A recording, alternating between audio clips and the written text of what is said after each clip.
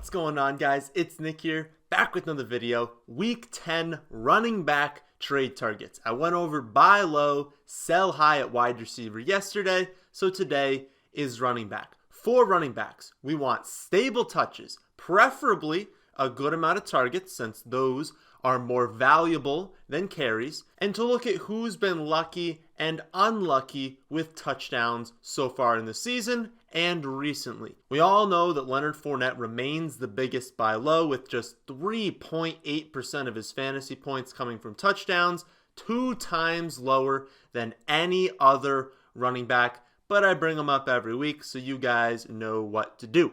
We'll start things off this week with a name I mentioned last week, and it's probably too late for you to buy low on him, but I'd say if his owner isn't a believer, doesn't think the production's going to continue, he's a guy I do want on my team down the stretch, and that's Devin Singletary. It's been very clear this season that he's the guy they want to use when he's healthy. And he's got a really nice receiving game role in that offense, an offense that likes to stretch the ball downfield and likes to be aggressive. So if he's getting 3 or 4 targets a game, that's very different from someone like, say, Carlos Hyde. If Carlos Hyde has a game with 3 targets, those are very likely 3 dump-offs. None of them were designed, and they're probably not going for that many yards.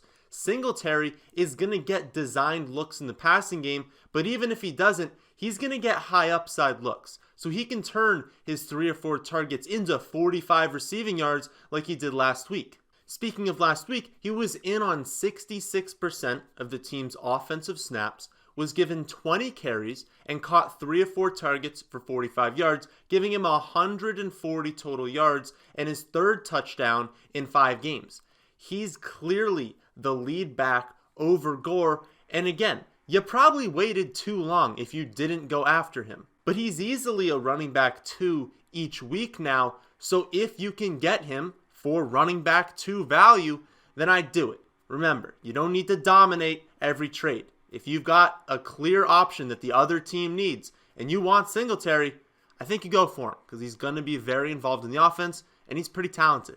You could also trade for Damien Williams. While it's not technically a buy low is just an ideal outcome. A trade is a trade, and I want to find a way to get Williams on my team. LeSean McCoy can't stop fumbling, so that's resulted in him being benched for the time being.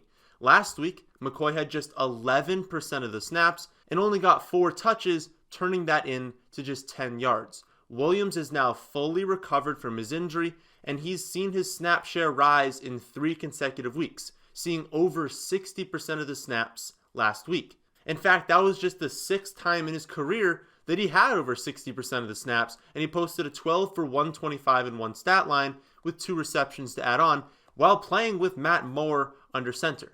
And as per Scott Barrett, in those 6 games where he's seen 60% or more of the offensive snaps, he's never been under 18.5 fantasy points, and he's averaged 25.6. With Mahomes back, with Williams healthy, and with McCoy in the doghouse, there's a very real chance Williams goes off to end the season, and there's also a pretty good chance that his owner just wants to dump him after his performance so far this season. So they're not going to look at this 1 week as a signal for things to come. They're going to look at this 1 week as an opportunity to get rid of him.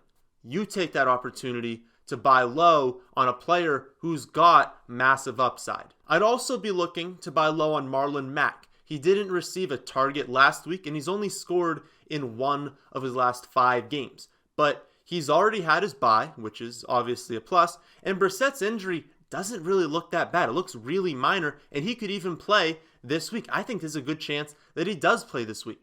But even if he doesn't, he's not going to be out for that long. And Mack is still dominating the running back touches in Indy. Plus, he faces the Dolphins this week, so even if Brissett was out, it's going to be fine. They're still going to dominate. And the Panthers in championship weekend. And those are the 2 best possible matchups. And honestly, Mack is one of the more talented running backs in the league. So you've got a guy who's extremely talented, who's getting like 20 touches a game, and on championship weekend, he plays the worst rush defense in terms of rush defense DVOA. I mean, that's something to think about when you're trying to build a championship roster. Another player you could look to buy low on is Nick Chubb, and that definitely confuses about 80% of you. He's been great, so his value is high, and now Kareem Hunt comes back, which just adds a layer of unknown. Well, I'm not really concerned about Hunt, and I think they're going to use him. Chubb has gotten 21 and 24 touches in his last 2 weeks, but he's only been in on 65% and 60% of the offensive snaps. So he's already playing a limited role in the offense, and it's not like they're going to bring Hunt in and keep Dontrell Hilliard at his same snaps. Hilliard's been playing on 37 and 40% of snaps over the last 2 weeks. Well, that's probably going to go to 0. You take Hunt, you put him into those snaps, Chubb's role doesn't really change. But it's possible that his owner thinks it will. It's possible his owner is panicking, saying, I've got this great running back, but now I've got Kareem Hunt coming in. I don't know what's going to happen. So you send him a trade now before he sees that Chubb's still going to be good, and you might be able to get him for a lot cheaper. I'm not selling everything I have to go get him, but this is a chance to get a running back one for a little bit less value than he's worth. That's it for buy low this week. Let's move on to sell high. And guess what, guys? After last week's touchdown, we have yet another new leader in percent of fantasy points from touchdowns, and his name is Todd Gurley. 42.5% of Todd Gurley's fantasy points this season have come from touchdowns. He's below 4 yards per carry. He has a career low in yards per reception by a mile, and he has just 2 targets over the last 2 weeks and hasn't seen 20 touches in a game all season.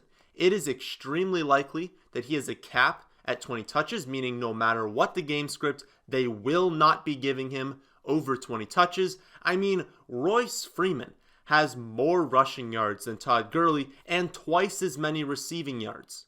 Gurley is unusable unless he scores a touchdown, and I know that barely any of you have him since he was one of our biggest avoids this offseason, but if you do, and if you have also ignored our requests to trade him away, and you still have him, try and get something for him after his touchdown performance. I know he was just on bye, but you can use that as a bargaining chip. Just be like, hey, he's already on bye. You can throw him in to the running back 2 spot, leave him there. You don't have to worry about bye weeks moving forward. That can be a positive in trade talks. But honestly, I would not feel comfortable going into the playoffs relying on Gurley because we've seen the floor. He's only getting 1 target every week, only getting 13 carries. He has to score to be usable. It's not someone I want to rely on. Right behind Gurley, we've got Melvin Gordon with almost 40% of his fantasy points coming from touchdowns. He's been unbelievably bad from an efficiency standpoint since returning. 3 yards per carry, 4.7 yards per reception is honestly just incredibly bad. I didn't think it could get that low, but he has 4 touchdowns in his last 3 weeks now, including 2 last week. And I think people are going to overreact to last week's performance, over 20 touches, multiple scores.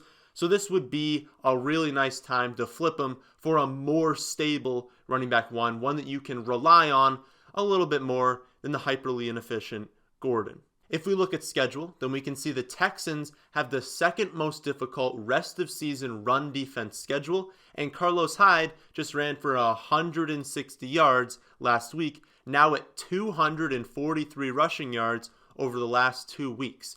But he only has 4 total targets in his last 5 games and is only maxing out at about 60% of the snaps. He's getting a ton of work on the ground, but it's really tough to produce in fantasy on 0 to 1 targets every week, being extremely touchdown dependent. And it's not like the Texans go super run heavy with their running backs when they get close. Watson still likes to throw the ball a ton near the goal line, and he'll often take carries as well in scrambles or even designed runs. So Hyde has an extremely low floor, and that's not something I want to rely on when I go into the playoffs. So after 2 really nice rushing weeks, I'd be looking to flip him for something else. So those are the top trade targets at the running back position for week 10. Remember, you can now see both my wide receiver buy low model and the running back buy low model at our website, thefantasyfootballadvice.com. Tomorrow, I'll go over the running back position again, talking about which players you should be starting and sitting this week based on their matchup and their usage. So be on the lookout for that one. But that's the end of this video. I hope you all did enjoy. If you did, how about hitting the like button? And if you're new here, how about subscribing to the channel? But thanks for watching.